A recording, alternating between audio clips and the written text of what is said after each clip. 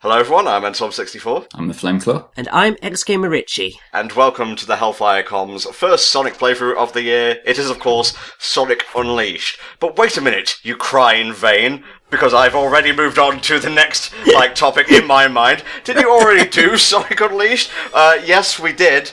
Roughly about 10 years ago. Flame, I believe you said it was December of 2008? Yes, back when dinosaurs walked the earth. Yeah, pretty much, at least in terms of YouTube and their updates. But we figured it was about time to, redo some of our old Sonic comms. This one in particular has not aged well. It's in standard definition, it's all fuzzy and whatnot. And, there was a lot of talk of in the Wii version, but there wasn't much of the Wii version, So, me and Flame, or Flame and I, if you want to be grammatically correct, we had to sit down and we thought to ourselves, how can we make this playthrough stand out compared to the old one? And the answer was simple. We'll do both games, both at the same time, HD and Wii coming together like one crazy amalgamation of Sonic. Oh, what have I let myself in for? Oh, All the boosting you could possibly need. Lots of nice stages, that's for sure. Man, this intro still gets me. Fantastic CGI by, was it Mars the Planet? Yeah, Mars the Planet, who have actually done quite a fair bit of Sonic CG. They've done a lot of Sonic games. They started, I think the earliest one I found was Zero Gravity. They've also done stuff like Colors, Lost World, like a lot of the mainline Sonic games. And they're also working on the 2018 Sony Sonic film that's been talked about, but we haven't really seen much of it. I hadn't seen hide nor fucking hair of that thing. But Richy, you've also got playthrough history with Sonic Unleashed, haven't you?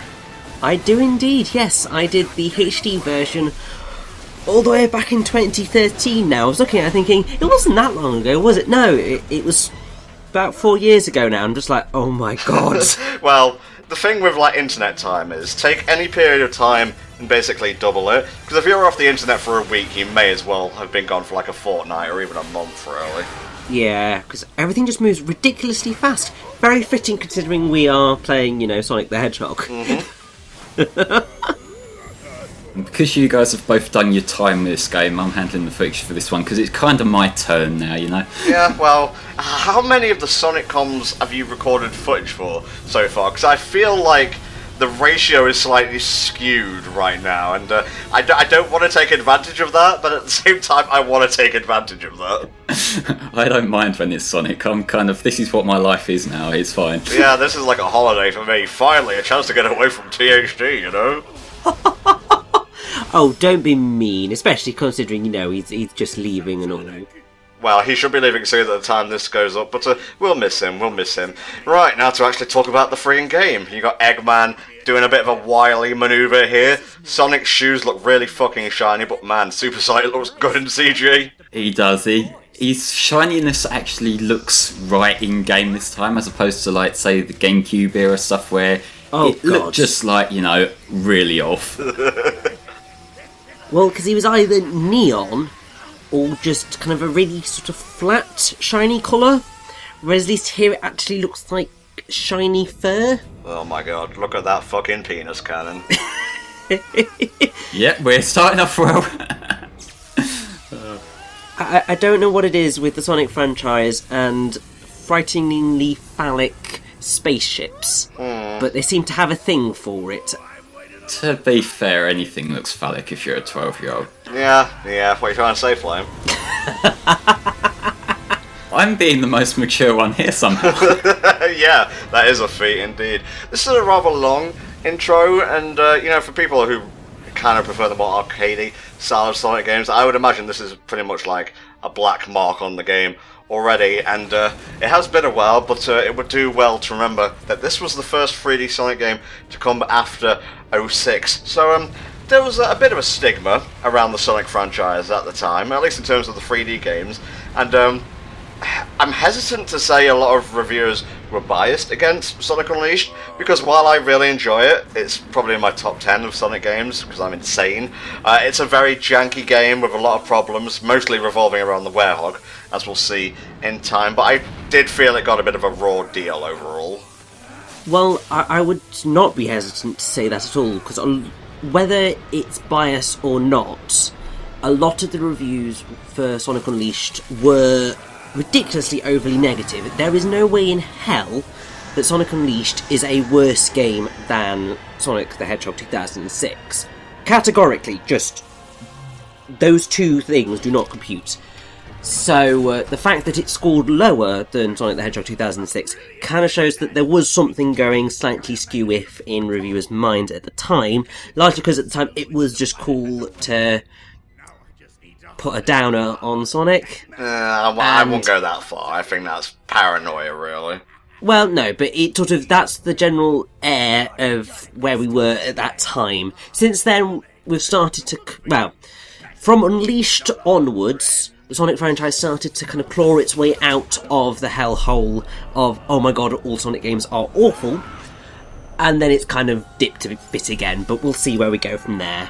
Man, that the first time anyone's defeated Sonic, I think, not counting Mephiles, because that timeline was pretty much erased. And, yeah, we're going to be calling this little project of ours Sonic the Complete World Adventure. I wanted to call it Sonic Unleashed the Complete World Adventure, but that's a bit of a mouth-wordful. With the general reception, I think it's a combination of it both coming off the back of 06 and, like, you know, it being a bit of a... It's Sonic's let us down and all that, but also it was... I remember a lot of the early previews and that being kind of, whether intentionally or unintentionally, communicated as Sonic going back to its roots, and we saw like the fast-moving sort of gameplay. And we didn't really see that much of the Werehog until a little bit later on, as far as I remember. Yeah. So it kind of adds up that it was like, it really built up a thing, and then there's this like gameplay mechanic that a lot of people aren't gonna like, and it's like, oh. Yeah, well, we're not in the night stages yet, so we'll discuss Mr. Monster Guy here later down the line. You'll have already noticed that the animation quality's dipped a fair bit, including the frame rate, to be honest, because yeah, during the day stages, and I think the night as well, but don't quote me on that, I should have said the gameplay in general, the game utilises a system known as the Hedgehog engine, and something called, what was it, Global Illumination Flame? Well, Global Illumination is like the big selling point of the Hedgehog engine. It's kind of, it syncs up all the lighting in a way that like everything's consistent with each other, and it kind of brings the world together. Like you see better reflections, and you see... Just generally, it makes the lighting look more realistic as opposed to like more static lighting where you just see lights flashing off certain objects. Right. To quote Sonic Retro, this allows for a light source to hit a scene and light is reflected off every object in the environment. To cover the vast amounts of calculations that needed to be produced or processed even, they also came up with a system that connected 100 computers for the team to distribute the workload. This enabled them to complete all the lighting calculations for an action stage, which is about 6 to 8 miles long, in 2 or 3 days. God damn. What is my name? I will say that this is a game that, going back to it, I start to notice more and more problems with the like animations though, and just the general world, and that is just a kind of hindsight thing. It has aged better than a lot of Sonic games, to be fair, but then I also see things like this completely flat grass texture right now, and that sticks out like a sore thumb. Alright, we can't ignore the Chihuahua in the room anymore. Richie, I'm going to start with you. Opinions on Chip? Well, I do actually quite like Chip. Like, he does fill the thing of annoying sidekick, and he doesn't really progress far past that, but he's kind of cute, he's quite funny, and to be fair, he's pretty harmless in the grand scheme of things. There aren't, well, in the Sonic franchise alone, there are far worse companions to have with you on a journey. Omochow. So I'll quite happily take Chip, especially considering where the narrative does take that character. What about you, Flame? Yeah, I like Chip. I basically echo that. I think that he's quite an endearing sort of sidekick character. They get the right blend between like a good friendship that develops and him being like a bit comic reliefy at the same time. I'm torn. I tolerate Chip. His like food-related gimmicks and antics and so on are charming to a point, but I can see why people would dislike him. And wow, we're starting early with the Wii version stuff, eh, Flame? Yeah, I should probably just briefly go over the structure here, because all that we're missing right now is stupid, boring tutorials. What I'm doing is my main structure of the game, I've recorded all the cutscenes and hub worlds and all that, all the mandatory stuff from the HD version, and the levels I've edited in from a completed save file with all the stats maxed out from both the Wii version, and then I'll be showing the HD equivalent of each part. Okay. And the reason I've done it like from a completed save file is that because we're showing off over twice the levels here, because the Wii version is a bit padded, I just didn't want us to have parts where we're like staring at the same werehog level for an hour straight. So, Yeah, for sure. just kind of keep the pace up. But to start off with, this is going to be a little bit all over the place in the first part, because the Wii version has a lot of tutorials, whereas the HD one has a tutorial. Yeah, and there are like hint markers and whatnot in HD Unleashed, which you can use if you get confused, but they're optional, which is the best way to have a tutorial. Have it there, but you don't need to go to it, you know? Yeah, some of these tutorials in the Wii one are quite patronising, honestly. Like the very first one was an entire level around jumping. If you can jump up these 2 steps, you win. Oh, Jesus wept. Yeah, I mean, from what I've seen of the Wii version, there seems to be sort of a particular problem, at least with the start of it. They could have just done one long level going through each of these things, which would have been a pain still, but it would have been less egregious. But obviously it cut it up into loads of different chunks, and actually, from what I can tell, it does that with pretty much everything. Like, when we get to the night stages, you get like 5 night stages to every 1 day level, and while that obviously pans out with the HD version of the day stages are much shorter than the night stages, it just makes it feel as though there is more night stuff than there perhaps actually is. It's just a psychological thing, really. I probably will argue that case more, because I kind of see the Wii's approach to it as better, but we'll get more to that when we get to the actual levels. Alright, cards on the table, lads. We agreed we'd do this for every Sonic game, so there's no misconceptions. Richie, HD or Wii? Oh, hell yes, HD. Hell yes, HD for me. So that leaves Mr. Wii version over there, isn't that right, Flame? Yeah, I don't know what it's exactly like. I can see merits and flaws in both of them, and like I guess from a like proper critical level they kind of balance out in the middle, but I just sort of lean towards the Wii one. I've just had more fun with the Wii version. Man, the lighting exploded in quality when we switched to this version. Yeah, it's moments where you look at this and you just think, while obviously Sonic Unleashed has aged very noticeably, it still looks damn good, especially the lighting. Oh yeah. My god. I don't think there has been a mainstream Sonic game that has had a look that has been this good since Unleashed. I may be going a bit far on that statement, but I do honestly feel it's the case, because even though like Generations and stuff did look amazing, they were just a little bit too saturated, I suppose. The lighting felt flat for me in Generations and Lost World, but in Lost World's defense, it was going for a more cartoony bent, and I can't believe you maxed out Sonic. Jesus Christ. That first level, I was just a bit worried about it, so I thought I'd better just, have 99 lives in case I fucked up, Okay, I guess.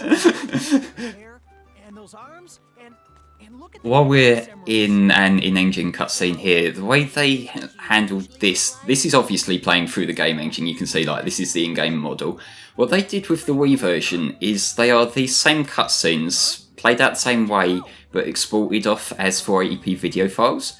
So it plays back it looks like it's running in the Xbox version's engine, it's these same visuals, but it's a compressed video. And I think it is actually probably from an earlier version than the final HD version, and that's because I don't know whether it's the compression or the engine, but the lighting looks a bit more muted in the Wii version's cutscenes. Interesting. That ice cream looks fucking good. I kind of want one. Maybe Sonic Unleashed was the beginning of the food porn in gaming, which has reached its zenith in Final Fantasy 15. Possibly. Have you seen how well rendered that toast is? Jesus Christ. Yes, I have. I've played the entire game. The food is bloody gorgeous. Wow, this chip whatever stuff Who voices Chip Flame? Because I think in the original playthrough I got it like totally wrong. I don't know off the top of my head. Well, I would Google it, but in the process of setting up for this commentary, I had a bit of a kerfuffle with my webcam and unplugged a USB cord. Turned out to be my keyboard, so I'll have to wait until we're finished recording this part before I can plug it back in. If Google's telling me correctly, it is Tony Salerno Well, as Chip. yeah, I got that right. I think the problem I had was I couldn't discern whether that was like an alias for Silver's voice actor in 06 or not. Oh, God knows. No, I see where you're coming from. Like, he does have tones that sound a bit like Silver, but I think it's far enough off that he's probably a different guy. Okay. How do we feel about Unleashed using real-world locations as a basis for environment and whatnot? Because personally, I thought it was fucking awesome. Like, if you're going to put Sonic in the human world, you know, go for a sort of cartoony kind of style with Pixar-style characters and the like, which blend wonderfully with the fucking furries and whatnot in the game, I might add. And it's just so much more visually appealing than like 06 or even the adventure games, which only really get away with it because they're like so low poly, I guess, the human models. Yeah, in terms of art style, I think this is the best handling of any sort of realistic locations from Sonic. It does work really, really well because it feels very unique because if you look at most mascot platformers throughout the history of gaming, they've always ended up going in fantastical locations. And this is kind of, well, for Sonic at least, I mean, obviously he has done city locations before. Of course, yeah. But the fact that they are based on real-life locations, it grounds it, which means you can look at something and go, oh my god, that's there. That really does look and feel like that location, and that's just quite a nice feeling to have. Oh yeah, Windmill Isle, Act 2, let's do it. I played this demo over and over. Same. Wait a minute, this isn't the one I've been lied to! No, sorry, like, we blew all the budget on the hub world. Goodbye. Oh, goddamn. So, Flame, you're kind of like the master of the Wii version. I've played through it myself, but obviously not to the extent that you have. How do they play out in comparison to the HD versions? Because I'm already noticing there's, like, not as much space. Like, everything seems, like, enclosed, like, very corridor-esque. It's got kind of, for the most part, it's a... I don't know how best to describe it. It's a much more broken into pieces kind of experience. You know, it's like the boost gauge. It's like you got little chunks of a boost bar. Oh yeah, segments and whatnot. Yeah, and you fill up that and you get more segments by collecting rings, and every now and then you might see like these little pop-ups that you learn to tune out mentally after a while, because otherwise they distract you. But yeah, so you're running through the levels. They are quite linear, just like the HD one. Maybe it's not quite as apparent how linear it is because the multiple routes are more obvious, as you see there. But yeah, it's more a stop and start thing, but it doesn't feel intrusive like stop and start gameplay usually is. It's like you see the thing, you decide whether to boost or do whatever to it, and you move on. And this one, I believe off the top of my head, is the only part where there's two different acts for the day level, because we're going to go straight into another Wii one. Yeah, because it's kind of like sundown or sunrise here, and then it goes like straight into midday, which is kind of nice. The structure for most of the Wii levels is that you get a typical day act, and then you get like these little missions, and you normally get like 2 or 3 mandatory ones, and they're the ones I'm showing off. I'm showing off all the mandatory levels. Okay. I'm not going to be like, we'd be here for months if we were looking at the fucking Wii version, like. What type of missions are we talking about here? Because this is meant to be the complete world adventure after all. For the most part, it's things like there's collect so many rings or go through the level without breaking any of these particular items, some kind of things. Something sounds familiar there. I wonder what game they could have taken that from. Oh, don't remind me! No, we'll be getting to that in 2017, don't you worry. Yeah, and you're fucking handling that one. Yeah, I'm recording Secret Rings, don't worry about it. Yeah, you're damn right you are. Yeah, because that game's fucking underrated, don't you know? Shut the fuck up. You know, the more I look at this, the more I kind of, I don't know why, but I pined a little bit for like a new 3DS port of the game, because it doesn't look like it's pushing the Wii all that much. And you know, if they can fit Xenoblade Chronicles of all things on there without too much fuss, I'm pretty sure they could port Unleashed Wii, just, you know, for an easy Sonic game and such. Maybe. It might get a little bit more complex with the Werehog stuff and that, because there tends to be more like enemies on screen and whatnot. Well, yeah, but you just do what they do in, like, Hyrule Warriors Legends. You just sort of crop down the amount of enemies that they shove on a screen at once, and then you're fine. It's funny you say that, though, because I swear in, like, more recent updates, the number of enemies on screen at one time increased, and so did, like, the handling of the game, at least in terms of like the technical side. Like, it plays more smoothly and doesn't stutter as much. I've never played Hyrule Warriors on an OG 3DS because I heard it basically curses your family and spoils your milk, so I stuck to playing it on my new 3DS. Oh, so what you're saying is that you've played Unleashed HD on there? Ooh, sick burn from the Burnmeister. Too fucking easy. Man, I love blue skies in video games. You know, even if they're not in high definition, as we'll see shortly, it's just nice to run through what is essentially... It's based on Mykonos, isn't it? Aptos. Yes. Yeah, it is very Mykonos-esque. The blue skies and the white brick buildings. What the fuck is this thing? Oh, it's just the, you know, typical Mykonos killer robot that chases you. Oh, okay. Didn't realise he had his own robot.